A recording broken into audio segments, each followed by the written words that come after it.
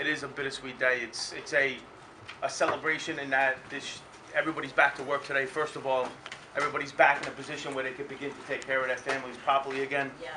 Yes. We're in a situation today where the union has all the efforts of this union over the last couple of years to fight the TA on a schedule of return and make sure that nobody was left behind have finally come to fruition. We're finally here today with everybody back, and it's unfortunate that this all happened to begin with, and Maurice said it before, many anguished nights I spent on the phone with Maurice and Derek as well, and others. And we fought and fought and fought, and the officers and stations fought to prevent this from happening, and then when it happened, we fought for the return of everybody, and I'm thankful. I thank God today that everybody's back. You know, there was a lot of discussion about opening up this contract and opening up our contract to health benefit increases and walking away from the last 3%, the 3% increase that came in 2011, and that will be reflected in everybody's check.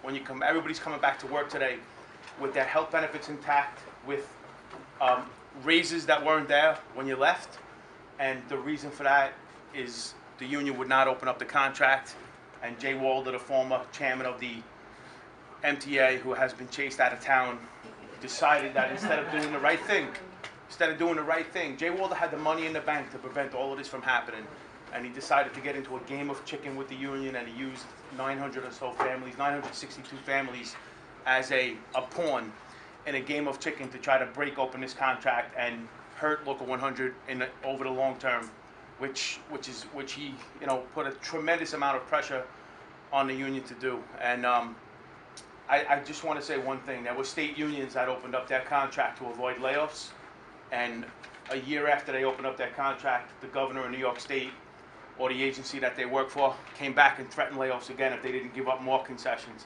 And that's exactly what would have happened if we would have opened up that contract and agreed with Walder that we'll open up the contract, we'll increase the amount of medical benefit payments that we're all making, we will waive the third-year wage increase and not take it.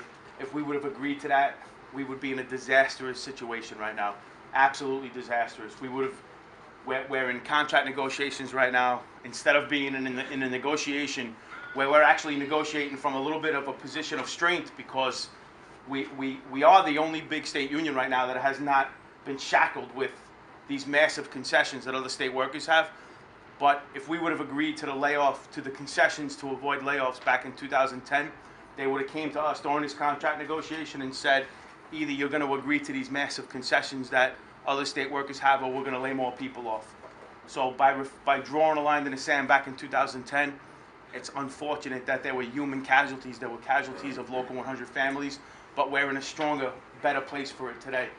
And when you get your first paycheck, you'll realize it, because the 1.5 is intact. The 1.5 when you left was a 1.5 on gross, and now it's 1.5 on 40, and you're also going to have at least a 3% raise in your check that wasn't there when you left. So I'm thankful that everybody's back, and it's also very sad that it took 2 years.